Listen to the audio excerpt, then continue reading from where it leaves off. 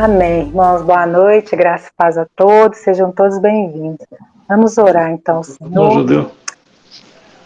Pai querido, Pai amado, na Tua presença estamos, Senhor, nesta hora. Em gratidão, Senhor, por mais um dia, porque mais um dia o Senhor nos preservou, o Senhor nos guardou. Obrigado, Pai, pelo Teu cuidado, pelo Teu zelo conosco, Pai. Agradecemos também pela oportunidade de participarmos de mais uma escola bíblica, Senhor, online. Essa ferramenta tão importante que temos à nossa disposição, Pai, para que possamos estudar a Tua palavra, Deus. Nós sabemos que o Senhor se faz presente, nós sabemos que é Teu prazer, Senhor, se revelar a nós através da Tua palavra. Por isso te pedimos que o Senhor venha falar conosco nesse estudo, que possamos aprender grandemente do Senhor, que a Tua palavra, Senhor, venha nos transformar, Pai, a cada dia, que possamos nos fortalecer, que possamos encontrar refúgio no Senhor, nesse tempo que tem sido tão difícil para todos, Pai. Nos ajuda nesse dia, abençoe nosso professor com graça e com misericórdia, abençoe abundantemente a vida dele, abençoe cada pessoa que está participando nessa noite, Pai, que mais pessoas se sintam tocadas a participar desse momento conosco, momento tão precioso, Pai, momento tão grandioso de estudo da Tua palavra.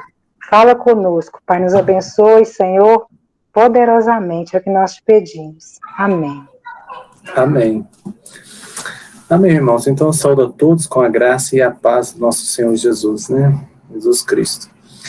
Nós estamos, então, dando continuidade, né, a esta caminhada e esse estudo, né, onde nós estamos aprendendo a respeito, né, meditando, né, na palavra do Senhor a respeito do período, né, período dos juízes, e vamos entrar tão breve agora no período de reis. Mas nós vamos hoje falar a respeito da segunda parte desta aula, né, que é sobre Sansão e Samuel. Na aula passada, nós falamos a respeito de Sansão, né, e essa lição, ela engloba Sansão e Samuel.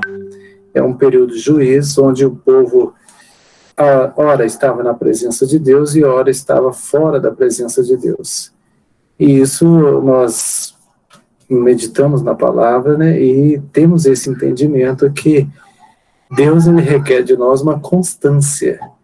Quando é alto e é baixo, é inconstante, né, como as ondas do mar, nós somos fáceis de perder a bênção do Senhor, somos alvo fácil, né, de sermos derrubados por aquele que quer matar e roubar e destruir a nossa alma. Então, por isso, é importante a cada instante nós estarmos buscando mais e mais o Senhor, aprendendo da sua palavra, revendo a sua palavra. Quanto mais nós tomamos posse da palavra de Deus, mais nós aprendemos e mais nós passamos a entender o plano de Deus sobre a nossa vida. Deus, ele tem nos preparado para que possamos estar aptos para morar no reino dele. E este preparo, ele é constantemente, dia a dia, para que sejamos constantes na presença de Deus, para que possamos entender o que Deus quer para nós. E ele tem algo especial sobre a nossa vida, sobre o nosso viver, sobre o nosso ser. Ele tem algo especial para nós, para todos aqueles que se aproximam de Deus e encontram algo maravilhoso. E Deus, então, nos usa como vaso de honra nas mãos dele, para que possamos, então, anunciar as boas novas, falar do grande amor, falar desse plano, falar dessa misericórdia e desse plano maravilhoso que ele tem, que se chama salvação sobre nós, sobre todos os servos dele. Então, Deus, ele tem isso para nós. E quando nós olhamos para o povo de Israel, nós podemos, então, absorver este ensino daqueles que andaram na presença de Deus e permaneceram na presença de Deus. Mas é bem certo que a palavra do Senhor, ela também mostra para nós sobre aqueles que pegavam a bênção e jogavam a bênção fora. Pegavam a graça de Deus e depois jogavam a graça fora. Então, esses são os inconstantes, né? sempre precisava de um líder para que pudesse estar guiando ele. E não é isso que Deus quer em suma importância para o seu povo. Ele quer que todos venham caminhar, né? Todos venham ter uma experiência, todos venham ter uma decisão própria, pessoal, e então tomar a decisão de andar na presença de Deus constantemente. Então, o período de juízo, ele mostra essa inconstância. Mas nós falamos, então, sobre Sansão, né? Aquele que ele foi preparado para poder estar, desfrutar, mas ele tomou um caminho errado, né? Tomou um caminho diferente. Então, esse ciclo do juízo, a hora da bênção e a hora fora da bênção, né? Então, vou passar rapidinho os slides aqui da aula anterior, mostrando, né,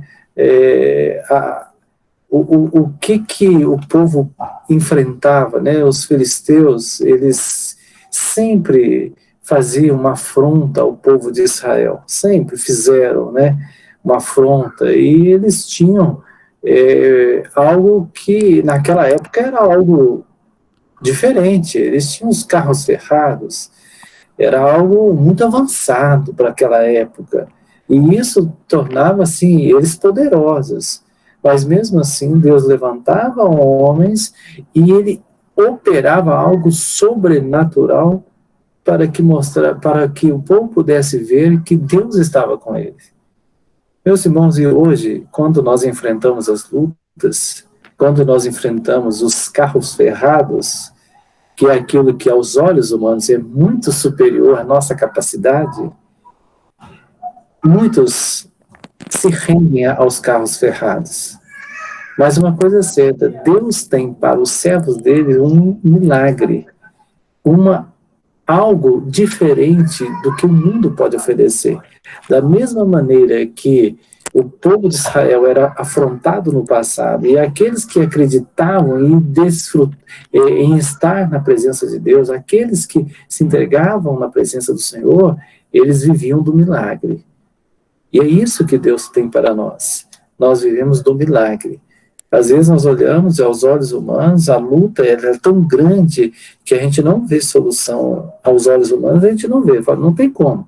Eu já tentei isso, já tentei aquilo e já esgotou tudo. E agora? O que eu vou fazer? É aí que nós buscamos mais a Deus ainda. É aí que nós colocamos diante do Senhor o nosso viver, o nosso coração, e falamos para o Senhor que nós precisamos da graça e do poder dele, de uma intervenção. Oh, como isso é bom!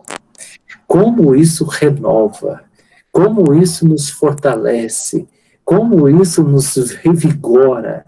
Né, nos dá mais ânimo, nos dá mais vigor, nos dá mais força, né? Como isso muda todo o nosso caminhar, é quando nós buscamos ainda mais o Senhor, falando, Senhor, eu preciso de ouvir a tua voz, eu preciso de um sinal do Senhor. E Deus dá o sinal, Ele dá os sinais, Ele fala com a gente, fala pela palavra, fala pelo louvor. Às vezes a gente está precisando de uma bênção, a gente liga o rádio, né, numa rádio evangélica, e de repente vem um louvor, e aquele louvor fala ao nosso coração e muda o nosso vigor, naquele momento nos dá um vigor, né? Você fala, gente, tá aí a solução, quer dizer, Deus usou o louvor para poder falar ao teu coração. E é desta maneira, então Deus, Ele usa a palavra, os louvores, Ele usa a mensagem, Ele usa vários canais, né, para que nós venhamos viver do milagre, da operação divina, do sobrenatural. É assim que Deus age, é assim que Deus agiu no passado. Os carros ferrados traziam medo. Imagina, o carro não destruía. Onde ele passava, eles tinham um poder bélico totalmente diferente, avançadíssimo para aquela época, mas maior é o Senhor que estava com o povo de Israel. Então, quer dizer, maior é aquele que está conosco. É isso que a palavra nos ensina, né? Ele é maior. Então, nós não precisamos temer. Nós não precisamos ficarmos preocupados como que vai ser. Descansa no Senhor. E assim, então, nós podemos ver que Deus dava essa mensagem. Quando Deus separou ali, né, e falou, olha, você vai ser um nazireu, né, tinha um significado para isso, né, ser separado, é momento de comunhão, é momento, você é separado para isso. Meus irmãos, nós também somos separados para o louvor do Senhor. Nós somos separados para podermos, a cada instante, estarmos entregando a nossa vida ao Senhor. Sansão, ele olhou para o outro lado, né? E ele, então, ele foi o quê? Ele foi levado pela concupiscência dos olhos, né? Pela infidelidade. Sansão, ele olhou para o mundo, ele olhou para a carne, né? Ele não valorizou aquela bênção que Deus tinha dado para ele através da sua mãe. Não tinha, e através da força que ele tinha com ele poderia ter usado tudo aquilo para a honra e para a glória de Deus. Mas Sansão não fez assim. Ele fez algo que não glorificou o nome do Senhor, né? E isso, meus irmãos, trouxe uma grande consequência, trouxe luta, e é desta maneira que ocorre. Quando nós entramos para um caminho em desobediência a Deus, nós então passamos a desfrutar de coisas ruins na nossa vida. E às vezes as pessoas chegam e falam assim, mas está tudo ruim na minha vida, está tudo ruim. Mas é a hora de fazer uma autoavaliação e dizer, Senhor, será que eu não estou fazendo coisas que não te glorifica? O Senhor está mandando eu para um lado, eu estou indo para o outro.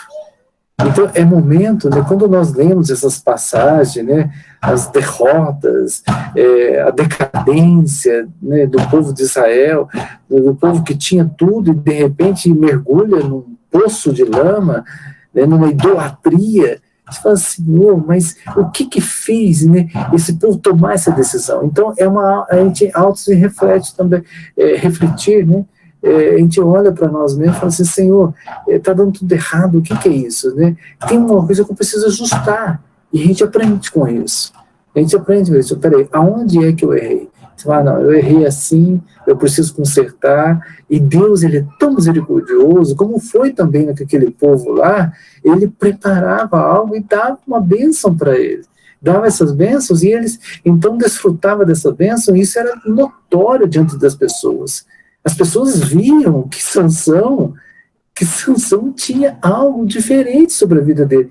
Mas Sansão continuava fazendo as coisas que não glorificava, saindo com prostituta, tomando as coisas erradas, pensamentos errados, atitudes erradas, né?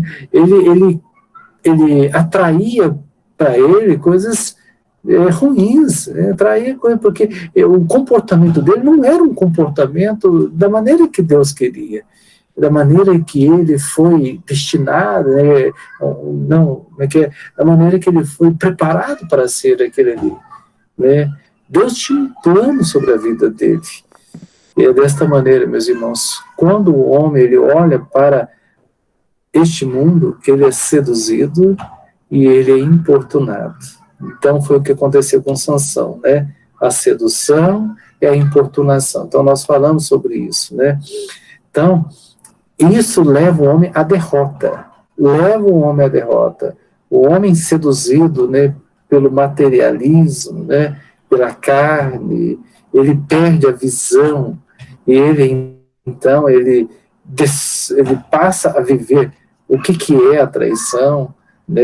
Ele perde os pensamentos sãos, né, santos, ele perde isso, né?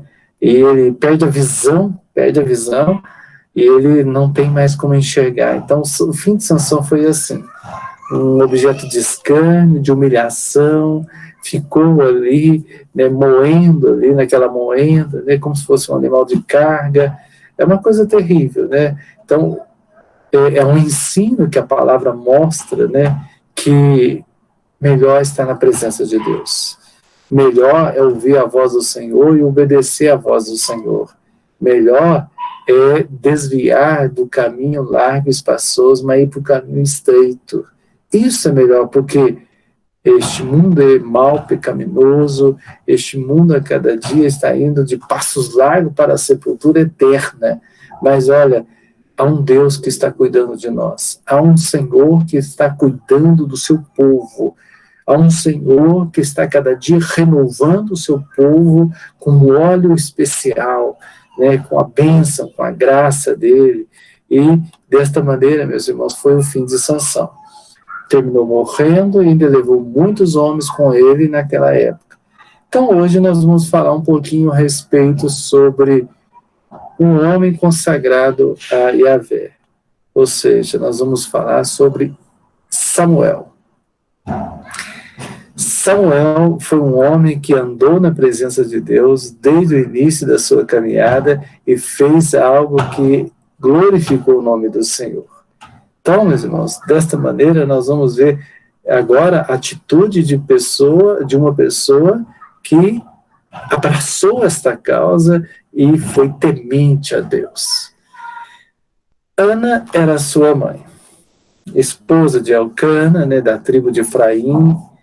Ela tinha um problema, ela era estéril. Meus irmãos, naquela época, uma mulher ser estéril não é simplesmente ser estéril, ela era rejeitada pela sociedade. Uma mulher estéril, ela não era tida com os bons olhos. As pessoas olhavam e já discriminava essa pessoa que era estéril. Era uma luta em uma pessoa que passava por este momento de ser estéril, né? Então, em sua tristeza, ela orou insistentemente ao Senhor e fez um voto. Então, Ana, ela sabia do problema que ela tinha e ela precisava de uma bênção. E qual foi o recurso que ela usou? O que ela fez? Ela falou assim, eu vou pedir a Deus.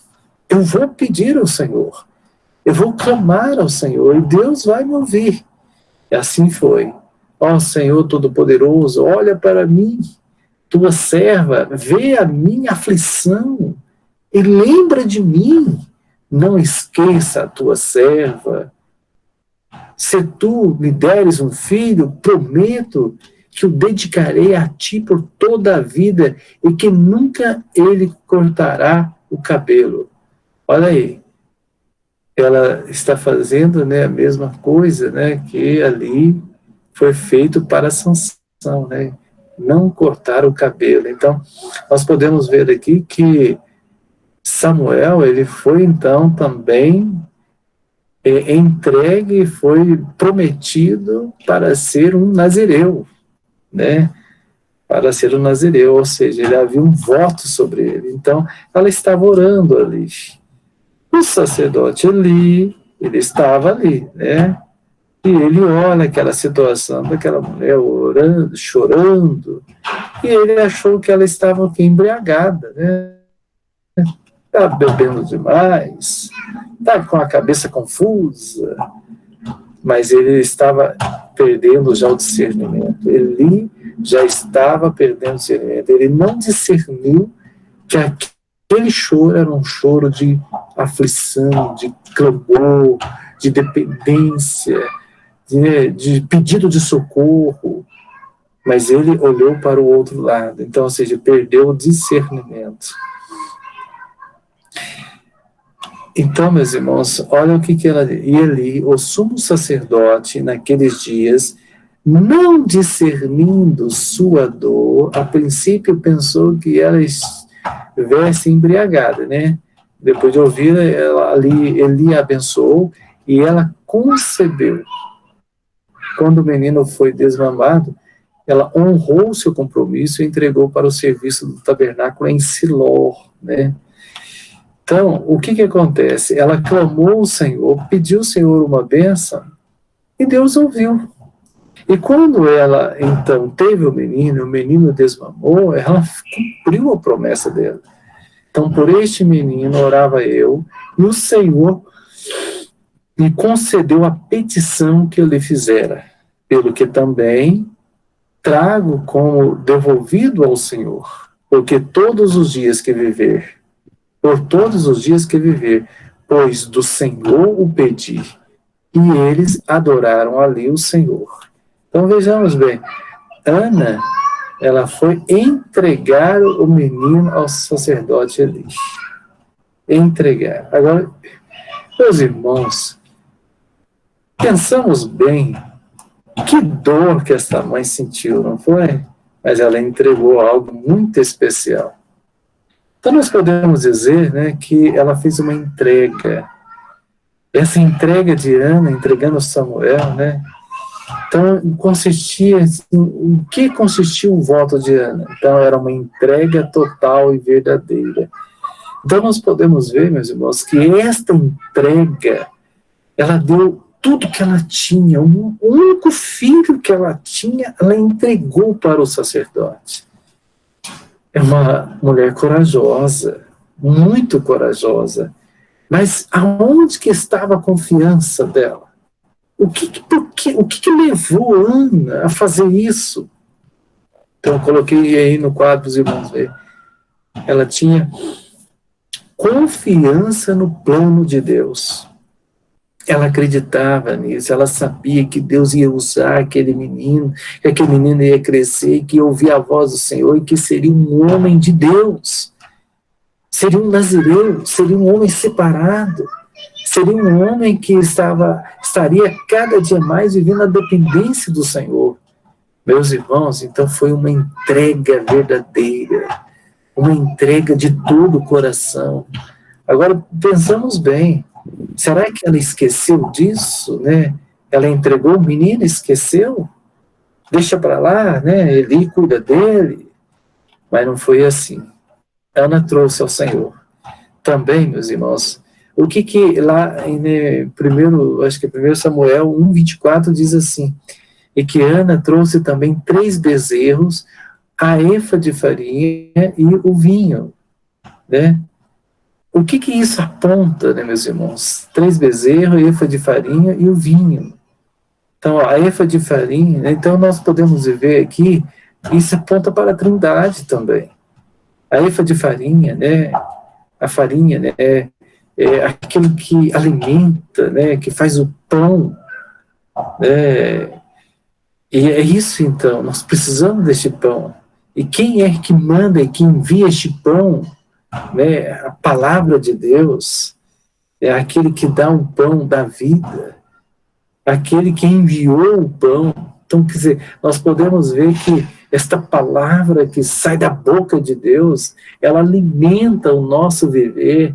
Então, quando Ana ela mostra isso daí, ela declara claramente, declara para todas as coisas que a Trindade ela estava presente desde todos os tempos. Né? A palavra de Deus mostrando, apontando para o Pai que dá a palavra. É o Pai que envia o pão vivo. Quando ela mostra também os bezerros, né, os 3 bezerros, era para o sacrifício ali. Meus irmãos, Jesus, ele estava, então, desde todos os tempos já prometido, Jesus iria se sacrificar por nós e sacrificou por nós. Então, o Filho, mostrando aí mais, né, a Trindade, o Filho estava presente ali, mostrando profeticamente que Jesus viria e ele iria ser o sacrifício. E quando ela mostra também, né, que Ana, né, ela apresenta o vinho, né, meus irmãos, aqui nós podemos ver apontando para o Espírito Santo, a alegria do Espírito Santo. Quando tomava o vinho, você já viu uma alegria entre eles. E é desta maneira, meus irmãos. Quando nós temos o Espírito Santo sobre nós passamos a desfrutar de uma alegria verdadeira, passamos a desfrutar, né, de algo que não é o mundo que oferece. É uma alegria que vem da eternidade. É uma alegria que vem dos céus, é uma alegria que vem do Pai, que vem do Filho, que vem do Espírito Santo, e que nós não explicamos com as coisas materiais, explicamos com aquilo que se chama espiritual. É desta maneira que nós vivemos, é desta maneira que o povo do Senhor anda, né? Então, depois que ela entregou, ela voltou para casa, né? Mas o menino estava na mente dela todos os dias. E isso, meus irmãos, nos ensina também que nós precisamos ter a nossa mente todos os dias na obra de Deus, todo momento no plano de Deus, em todo momento no projeto de Deus sobre nós. Nós precisamos estar cada dia, né, entendendo como é. Ana sabia, o menino vai crescer. O menino vai crescer. Aquelas roupas que ele usou ali naquele dia, né, quando ela entregou, daqui a pouco não vai servir mais. Ana sabia, eu preciso preparar algo, né, para que ele então possa vestir daqui a pouco. Então Ana preparava a túnica nova. De ano em ano, Ana ia lá e dava tudo, porque ela sabia que o menino crescia. Meus irmãos, e isso mostra para nós também, mostra para o povo de Deus, que é necessário ter um crescimento espiritual na presença de Deus. Quando nós chegamos na presença do Senhor, nós tomamos leite, um leitinho, né? Mas depois nós passamos a comer um alimento mais sólido, para podermos entender o plano do Senhor, para podermos entender como é que iremos entrar na Nova Jerusalém, como é que nós vamos tomar posse da bênção da vida eterna.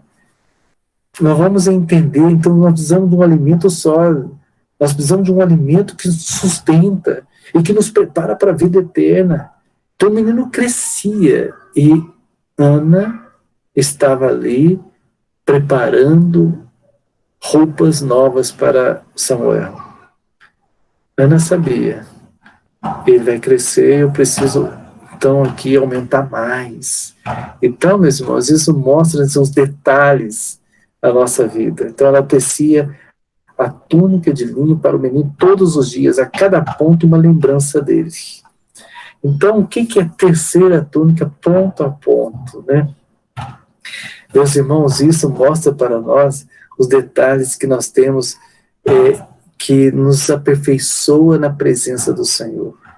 Os pontos vão aumentando, né? Não é aquele pontinho pequenininho, não, vai aumentando, né? Porque a roupa cresce.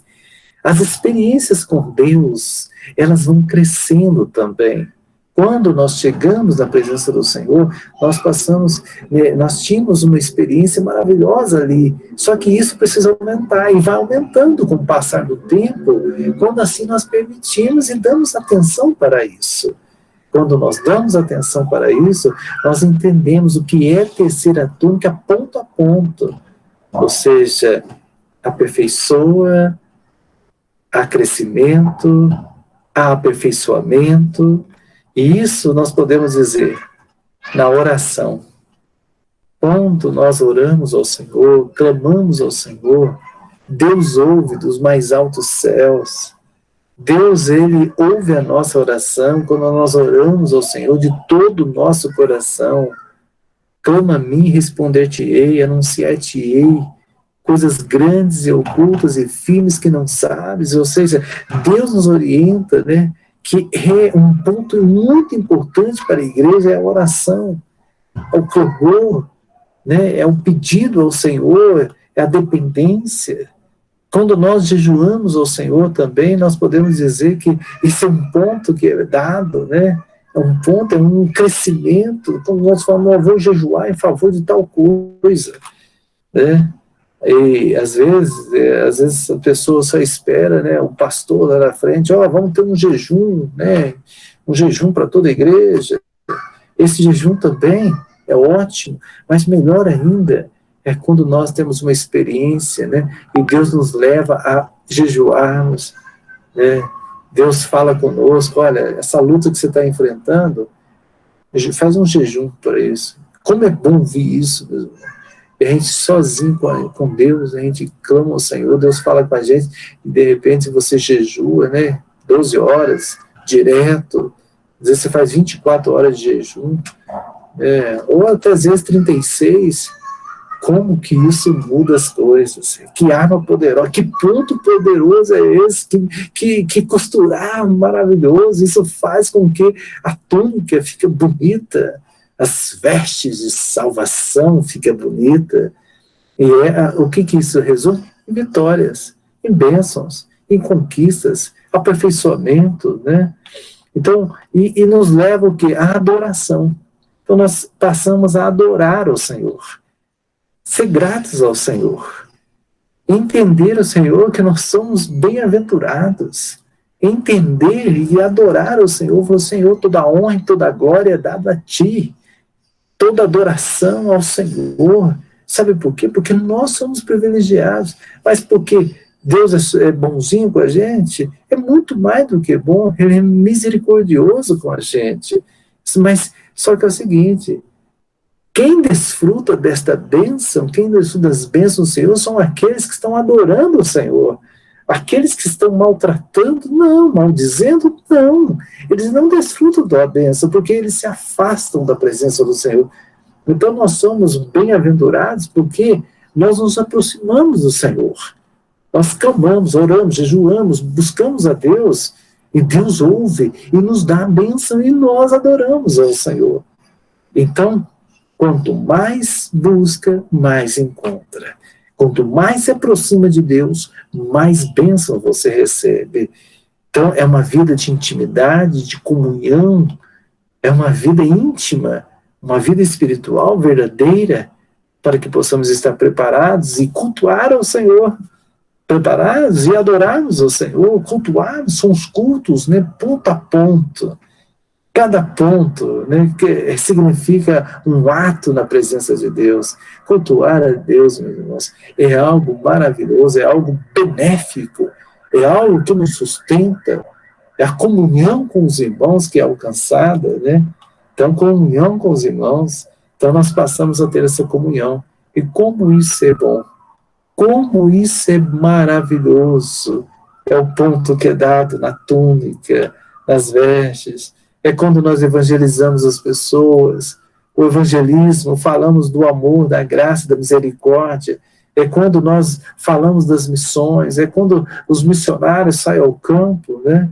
Saem ao campo, que nobre missão é essa, que ponto maravilhoso é esse, que missão maravilhosa é essa, e difícil, sabemos que é difícil, missionários encontram grandes lutas, luta espiritual, luta financeira, luta do país, rejeição e quantas outras coisas difíceis, mas eles estão lá firmes, confiando no Senhor.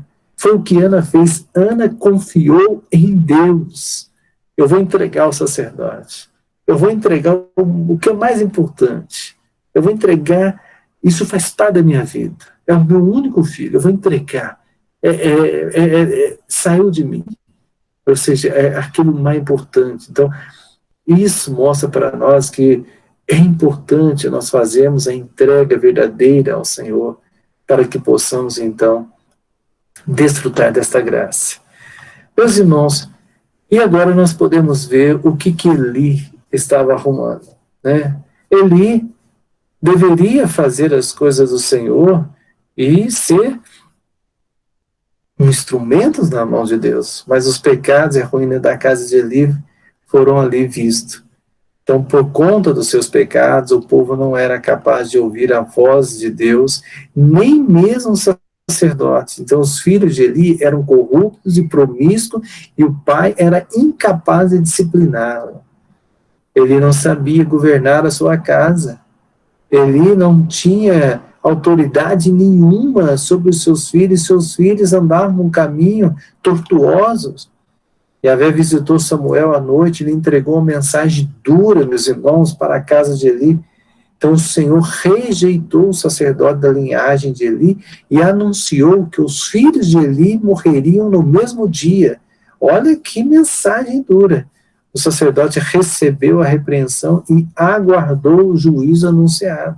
Então Eli sabia que ele iria passar por isso, porque tinham tomado um caminho totalmente diferente. Eles não queriam dar a presença de Deus. Então o tempo se passa, meus irmãos. Os israelitas, eles saíram à guerra levianamente, né, tomaram ali a arca da aliança, né, como se fosse um ídolo, e o levaram para o campo de batalha sobre os ombros de Hofni e Finéias. Então eles achavam, eles não tinham ali como a presença de Deus, eles tinham a arca, como se fosse um objeto ali, um objeto de uma relíquia, né? E é desta maneira que aconteceu, né? Levar para o campo de batalha, né, sobre os ombros de Hofni e Finéias, né?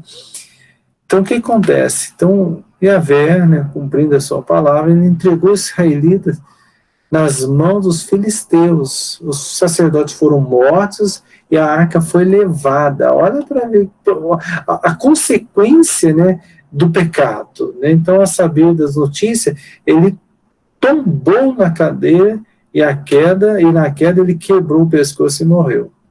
Então, havia ali já uma profecia sobre isso.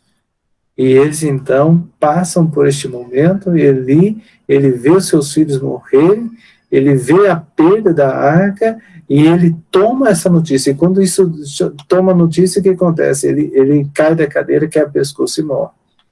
A tragédia não para por aí. A sua nora, né, diante de tantas tragédias conjuntas, ela também expirou ao dar à luz, meus irmãos. A luz ao menino. Mas chamou o menino de Icabod, né? O que isso dizendo? Foi-se a glória de Israel.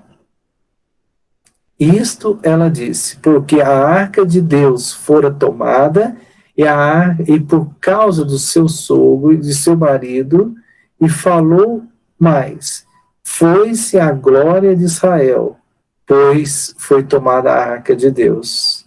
Então, ela sabia, né? Ela sabia o prejuízo que foi, e ainda fala, foi por causa de Eli, foi por causa dos seus filhos que isso aconteceu.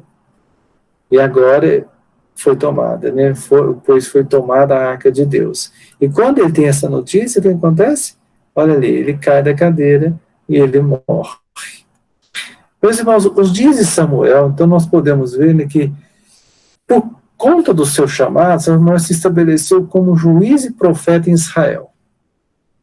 Samuel, ele toma posse desta bênção. Samuel, ele entrega o seu coração, viaja pelas tribos e procurava conduzir o povo na fidelidade. Então, nós podemos ver diferença de Sansão para Samuel. Samuel, ele queria promover a palavra de Deus, queria promover o nome do Senhor. Ele queria mostrar, ele mostrava para o povo. Os filisteus devolveram a arca da aliança e ainda fizeram guerra contra Israel. Continuam ainda, né? Devolveram, mas continuaram. E o que acontece? Nessas guerras, Deus dava vitória. Enquanto Samuel oferecia o holocausto, os filisteus chegaram a peleja contra Israel. Mas trovejou o Senhor naquele dia com um grande estampido sobre os filisteus e o aterrou de tal modo que foram derrotados diante dos filhos de Israel. Saindo de Mispá, os homens de Israel perseguiram os filisteus e os derrotaram até Bet-car. Tomou então Samuel uma pedra e o pôs entre Mispá e Sem. Ele chamou Ebenezer. E disse, até aqui o Senhor nos ajudou, né? Até aqui nos ajudou o Senhor. Assim os filisteus foram abatidos e nunca mais vieram ao território de Israel, porquanto foi a mão do Senhor contra eles todos os dias de Samuel. Então nós podemos ver que no período de Samuel houve paz sobre Israel, porque tinha um homem que tinha um coração entregue ao Senhor. E nós podemos ver que andar na presença de Deus é desfrutar da graça do Senhor. Então, no final do período de juízes, né, nós podemos ver dois fatores que contribuíram para que os israelitas desejassem um rei. Então, o que acontece? O povo ali sabia, né, que eles precisavam da graça de Deus, já estavam vendo. Mas eles observavam também que os filhos ali, né, de Samuel não tinham a mesma conduta do pai. Né? A ameaça dos filisteus e a falta de unidade dos tribos também era algo notório. Como os filhos de Samuel então não tinham o caráter do pai, o povo começou a preocupar-se com a sucessão. E agora, como que vai ser? Será que nós vamos voltar para a decadência de novo? Será que nós vamos voltar? Hora está na bênção, hora está na luta, está na guerra, está na perdição? Então o povo começou a pedir ali que queria um líder que estivesse, mas não daquela maneira, não naquele modelo, né, de governo. Por isso o povo rejeitou e pediu outro modelo de governo. Então os anciãos, todos de Israel, se congregaram e vieram a Samuel, a Ramá, e lhe disseram, vê, já estás velho, e teus filhos não andam pelos teus caminhos. Constitui-nos, pois, agora um rei sobre nós, para que nos governe, como o tem todas as nações. Então, meus irmãos, nós podemos ver que agora Israel ele passa a ter um novo governo. Samuel resistiu, mas por fim, como Yahvé consentiu, ele aceitou o pedido do povo. E o pedido foi esse. Porém, o povo não atendeu a voz de Samuel e disse: não, nós teremos um rei sobre nós, para que sejamos também como todas as nações. O nosso rei poderá governar-nos, sair diante de nós e fazer nossas guerras. Ouvindo, pois, Samuel todas as palavras do povo, as repetiu perante o Senhor. Então o Senhor disse a Samuel: atende a sua voz e estabelece-lhe um rei. Samuel lhe disse aos filhos de Israel: volte cada um para a sua cidade. Ou seja, Deus então ouviu e falou: vocês querem um rei? Então vamos dar. Então agora nós podemos ver que esse período de juízo, ele agora se finda. Então os israelitas acreditaram, né, que um rei poderia unir as tribos num só exército e que uma dinastia contínua seria melhor, meus irmãos, que juízes ocasionais. Então a história ela mostraria os resultados dessa escolha agora. Então essa escolha foi feita pelo povo, o povo que pediu. Então agora nós chegamos a essa conclusão a respeito de Sansão e Samuel. Então tem em comum o fato de terem sido consagrados ao Senhor e lutarem contra os filisteus. Isso a história mostra, né? Sansão foi um herói solitário em suas batalhas. Samuel, um profeta solitário em dias de pouca santidade. Mas houve também diferenças. Sansão foi vencido pela fraqueza de seu caráter e teve morte trágica. Então, nós mostramos aquilo que era semelhante, agora mostramos a diferença, né? E Samuel teve conduta irretocável e morreu em farta velhice, cumprindo cabalmente sua tarefa de abençoar o povo. Então, há diferença entre aquele que serve e aquele que não serve, né? Aquele que anda na presença de Deus e aquele que não anda. Apesar da bênção ser destinada aos dois. Mas um pegou a bênção, outro não pegou a bênção. Um segurou, o outro jogou fora. Isso, meus irmãos, a palavra vem mostrando ao longo da história. E nós precisamos entender, então, que na presença de Deus nós precisamos tomar posse daquilo que Ele tem nos conferido, aquilo que Ele tem nos delegado, aquilo que Ele tem confiado nas nossas mãos. E essa entrega não é somente da parte de Deus, é da nossa parte. Deus entrega um plano para nós. Nós entregamos a nossa vida para o Senhor. Nós colocamos diante do Senhor o dia a dia, o nosso tecer da túnica, o nosso cultivar ali, como diz, o preparar todos os momentos para que a túnica esteja sempre em condições de uso, ou seja, as vestes de salvação, elas sejam sempre limpas, alvas. Não pode ter mancha, não pode ter rasura, não pode estar menor, né? Não, no tamanho certo. Ou seja, nós temos uma veste de salvação preparada, que o Senhor cada dia nos ensina a cuidar dela. Nós cuidamos dessa salvação. Pois o Senhor, por causa do seu grande nome, não desamparará o seu povo, porque aprova o Senhor fazer-nos o seu povo. Quanto a mim, longe de mim que eu peque contra o Senhor, deixando de orar por vós. Antes vos ensinarei o caminho bom e direito. Então, somente, pois, temei o Senhor e serviu fielmente de todo o vosso coração, pois vede como grandiosas coisas vos fez. Se, porém, perseverardes em fazer o mal, perecereis, tanto vós como o vosso rei.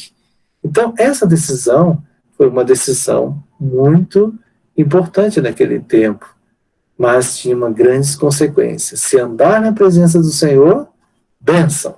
Se sair da presença de Deus, luta, grandes lutas. Este é um ensino para nós hoje também. O ensino de estarmos cada dia na presença de Deus. Amém? Amém. Glória a Deus, né? Amém. Amém. Glória a Deus. Alguém quer falar? Amém, pastor Éder. Amém. Amém. Alguém quer comentar alguma coisa? É isso mesmo, né? Glória a Deus, né? Então tá bom. Hoje o Álvaro vai fazer uma oração para nós, encerrando, ó. Amém mesmo, né? Amém. Então tá, irmãos. Pai, nós agradecemos, Senhor, pela Tua palavra, pela a riqueza, Senhor, que ela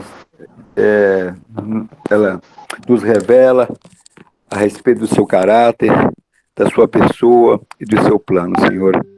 Queremos agradecer a Deus pelo exemplo que o Senhor nos traz pela vida de Samuel, uma pessoa que foi consagrada ao Senhor, viveu uma vida diante do Senhor. Deus, que tenhamos que esse homem como exemplo de vida cristã para nós, Senhor.